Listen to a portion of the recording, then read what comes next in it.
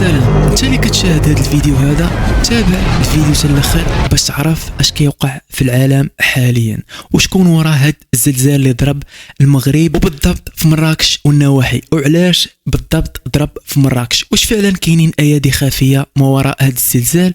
كما شاهدتوا الزلزال اللي ضرب في تركيا وفي سوريا راه نفس الزلزال اللي ضرب المغرب وبالضبط في مراكش. علاش مراكش؟ حقاش مراكش هي منطقه سياحيه وفيها بزاف ديال الناس. كما كتلاحظوا معايا اصدقائي، دابا هذوك الايادي الخفيه بلا ما نجبدوا الاسماء ديالهم هنا، حقاش غادي يتحدث ليا الفيديو من لاشين، راه ديجا تحدث ليا فيديو وجبت فيه دوك الاسماء. واش ما كيبانش لك بلا هادشي اللي كيوقع في العالم دابا حاليا ماشي عادي، بحال الاعصار اللي جا ليبيا.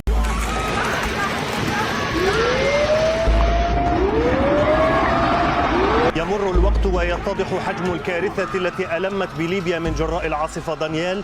كان شوارع، كان ناحية سكنية، تقول مدينة مهجورة. والزلزال اللي ضرب تركيا وسوريا اللي ماتوا الالاف في هاد الزلزال ديال الناس، والثلج اللي طاح في امريكا، ودوك 3 المليارديرات اللي غرقت بهم ديك الغواصه، والفيروس اللي داز دابا شي 3 سنوات، وكاينين شي حوايج اخرين اللي ما غاديش نجبدهم في هذا الفيديو. فهاد الشيء يا صديقي العزيز كاينين ايادي خفيه وراء هاد الشيء كامل باش يوصلوا المليار الذهبي. غادي تنقص ديك 8 المليار ديال البشر فوق الارض وغادي يردوها المليار الذهبي. وهذا الشيء اللي كتقول هاد ختنا هادي فهو ماشي ديالها، كاين شخص ما راضيش بهذا الشيء اللي كيديروا هاد الايادي الخفيه، او كما كيقولوا شي جاسوس هو اللي كيرسل لها الاموال باش تقول هاد الشيء اللي في الورقه. كما كتلاحظوا معايا ملي كتكون كتكلم كتهضر متيقنه من داك الشيء اللي كتقول.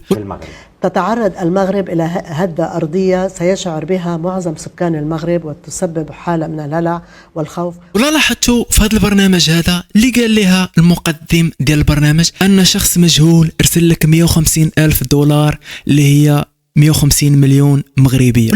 أبدا. لو مني مأكد ما بسألك. لا ما في ولا حدا بيقول لي اطلعي احكي عني. انا بقول لك تفضلي عم جرينا عامل شيء ما بدي اعمله. تفضلي شوفي لو سمحتي. شو بدي اشوف؟ تفضلي. من فرنسا بنك ليلى عبد اللطيف. نعم. 150 ألف دولار وشلت الاسم انا قصدا لانه ما بدي اقول. انا وين جايبه؟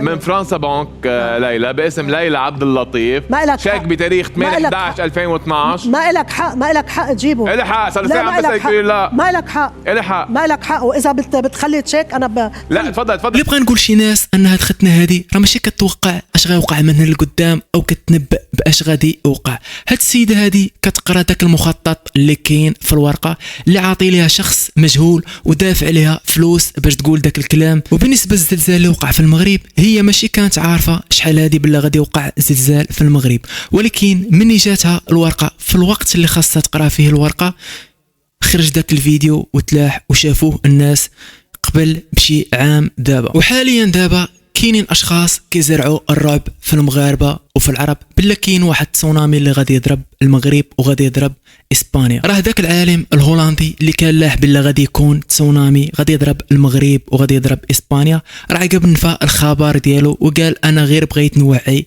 الناس. انا كنقول لكم في هذا الفيديو بلا ما تخلعوا، راه هاد العام غادي تكون الشتاء الحمد لله وغادي يكون العام زوين. وبالنسبه اصدقائي التسونامي اللي كان غادي يضرب البلايص اللي فيهم البركان او البحوره اللي فيهم البركان، بحال كما ضرب في الشواطئ ديال اندونيسيا وسريلانكا والهند وجزر المالديف وتايلاند اللي وصل العلو ديالو 9 متر. وبالنسبه للزلزال اللي وقع في المغرب وبالضبط مراكش راه بحال الزلزال اللي وقع في تركيا وفي سوريا. وعلاش بالضبط مع 11 و10 دقائق غادي نخلي لكم واحد الفيلم اللي شويه قديم اللي فيه واحد الايادي خفيه اللي كيطلقوا واحد الطاقه كهرومغناطيسيه وكيصنعوا واحد الزلزال في مدن في العالم وغادي يمكنوا الرعب في دوك الاشخاص اللي غادي تشاهدوهم في الفيلم.